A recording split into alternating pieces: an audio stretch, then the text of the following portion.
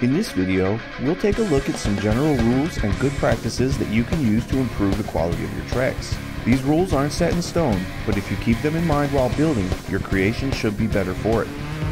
First, be generous with checkpoints. This is one that many new builders and even some seasoned pros fail to consider. Checkpoints should be placed at regular intervals, never making the player do too many obstacles in between checkpoints. Even with easier obstacles, if the player has to repeat a sequence of 3 or more before reaching a checkpoint, it can quickly become tedious. Having a sequence of multiple obstacles that flow nicely with each other can be good fun, but still, build in some areas where the player can restart if they fall. They'll already be penalized by losing time and gaining a fault. There's no need to make them repeat the whole sequence until they get it right. Generous checkpoints are even more important in Supercross tracks. Getting sent back too far during multiplayer can be a game killer, and local multiplayer loses a lot of its fun when after faulting, you have to sit around waiting for the other players to reach the next checkpoint. Next, let's talk about theme. Tracks should have a consistent overall theme. This doesn't need to be some high concept craziness. It could just be a simple visual style that ties everything together. The main idea is that each section of the track should appear as if it's part of a greater whole. However, different areas should also be visually distinct while still fitting into that theme. These variations can help the player identify where they are in the track and give them a sense of progression as they make their way. It also keeps the track visually interesting throughout.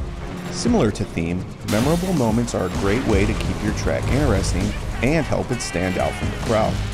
Memorable moments can be anything from cool scenery or background action to huge jumps or wild obstacles. Memorable moments are most effective when they add drama or a sense of danger to the track.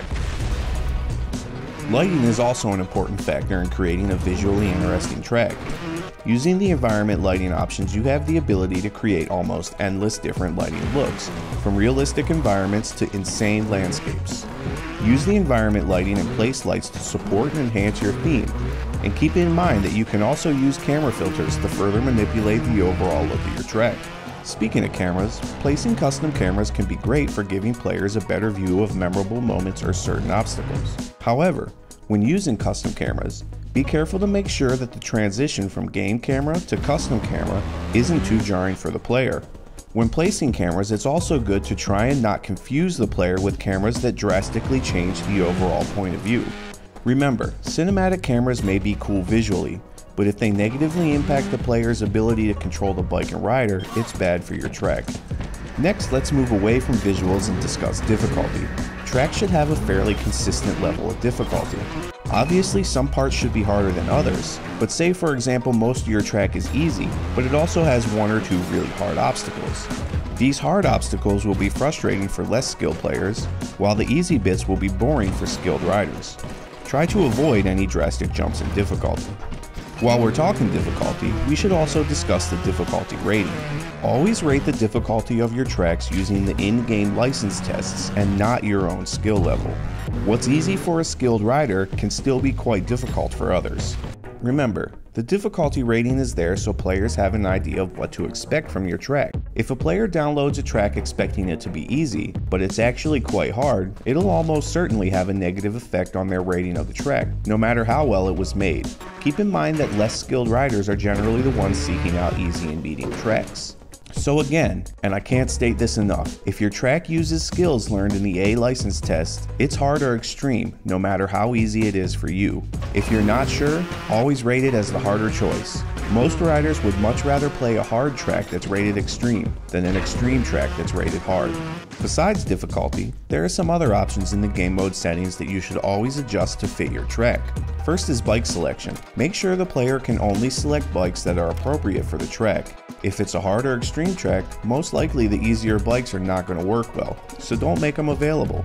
If it's a skill game that doesn't use a bike, uncheck them all. Why make the player choose a bike if they're not going to be using it? No matter what, make sure the track is passable with every bike available. If there's an obstacle that the Piranha simply cannot do, the player should not be able to choose it.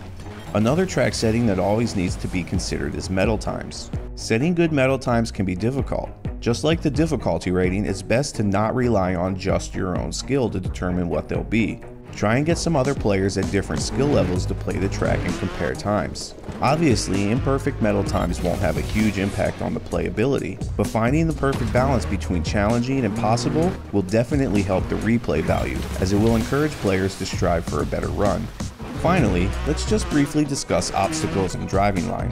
What makes for a good driving line can vary drastically depending on your target skill level and what style of play you prefer. There are so many aspects to consider that this topic could easily make up a whole series on its own. With that in mind, I'm not going to get into any specifics, but I will make 2 general points that will usually apply to any track. First, there's a very thin line between challenging and frustrating, but crossing that line is the easiest way to take a track from fun to, well, not fun. Second, and this ties in with the first, no matter what the difficulty level, it should always be fairly clear to the player what they need to do in order to pass an obstacle. Both of these points are why getting players other than yourself to test the track is a really good idea. As the builder, you generally know exactly how to pass each obstacle, which can make it very hard to see it from the perspective of someone who's never tried it before. Watching another player try your track can give very valuable insight as to what's working well and what's not. If they're finding certain areas frustrating, unclear, or both, that's a good indicator that the obstacle needs some more work.